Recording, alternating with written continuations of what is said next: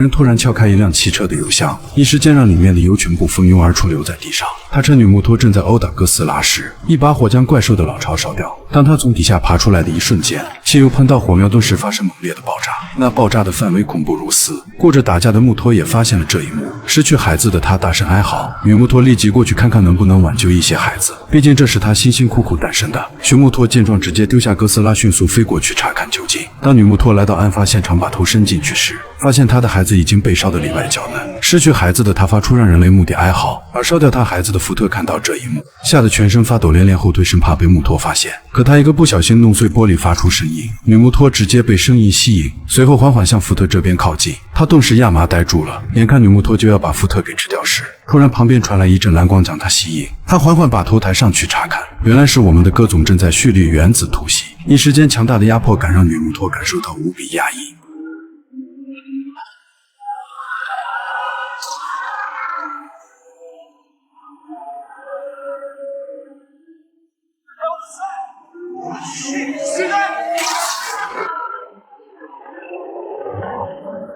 在哥斯拉的原子突袭下，最终女木托成功被打败。哥斯拉还想过去补刀时，突然被熊木托从背后偷袭。不得不说，熊木托还真是一个烦人的老六，气得哥斯拉直接想活生生把他撕成英雄碎片。此时的武装小队也将核弹从市中心带到海岸旁边，队长立即将快艇的电力给恢复。随着快艇灯光的启动，也是成功引起女木托的注意力。女木托直接朝着快艇那个方向过去，这时的士兵才将核弹抬过来，他们必须要赶在木托追上来逃离这里。队长立即出来让他们快点，而熊木托则在这边暴打哥斯拉。他仗着自己拥有飞行能力戏耍戈总，现在他有多狂，等下就会死得有多惨。戈总找准机会，一口咬住他的翅膀，直接来个爱的魔力转圈圈，将其甩飞出去。可一会又被熊木托张开翅膀飞了起来。戈总看到露出了要刀人的表情，不知死活的熊木托居然还一头冲过来。哥斯拉不慌不忙的来个神龙摆尾，精准把他给拍中砸向大厦。熊木托被碎片刺穿身躯，最终就此领了15元盒饭。哥斯拉看到他死后，刚要好好喘口气时，突然后面传来大楼坍塌的声音。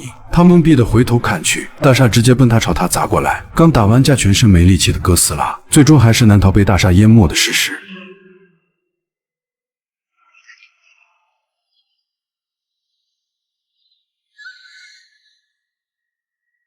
刚从阎王门口逃出来的福特目睹了哥斯拉倒地的全过程，哥斯拉也发现到他，随后缓缓被烟雾埋没。另一边，女木托已经来到海岸旁边，在快艇上面的士兵全部朝着他发起攻击。福特刚好来到高处，但是他没有武器进行支援，只能眼睁睁地看着战友被木托一巴掌给拍死。福特直接傻眼了，正当木托要吃核弹时，突然一颗导弹击中他，原来是几名美军。福特看到想去救他们，可木托已经来到士兵面前，士兵还一鼓作气的使劲猛打木托，下一秒木托直接一口将他们给吃掉。不是，木托居然没吃到，不过只是时间问题。木托一巴掌就将大半士兵给送去银河西北。福特则趁机来到快艇这边，他猛然的发现核弹只剩下13分钟了，于是他打算把外壳给打开，可奈何他怎么掰扯都没用。看着战友一个个倒下，福特直接崩溃了。随后他来到驾驶位上，把所有设备打开，被他误打误撞的将快艇成功启动。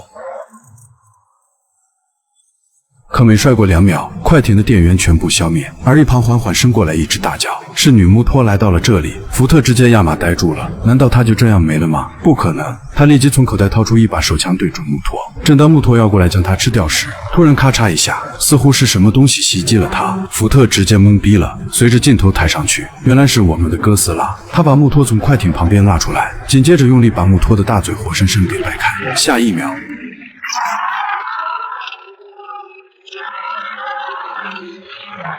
就这样，女木托成功被哥斯拉的原子突袭给打死。最终，他朝着天空发出处于胜者的号角，福特也被过来支援的士兵营救。最终，人类再次恢复和平。哥斯拉则累得瘫倒在地上休息。福特成功和家人团聚。这次的大战对人类造成了极其恐怖的伤害，但是哥斯拉也坐实了人类守护者之名。在他要离开的那一刻，所有人类出来为他送行，纷纷露出惊讶的眼神。戈总在人们面前发出告别的呐喊，随后回归自己的大海。至此，全片结束。我是七哥，欢迎你的关注，我们下期再见。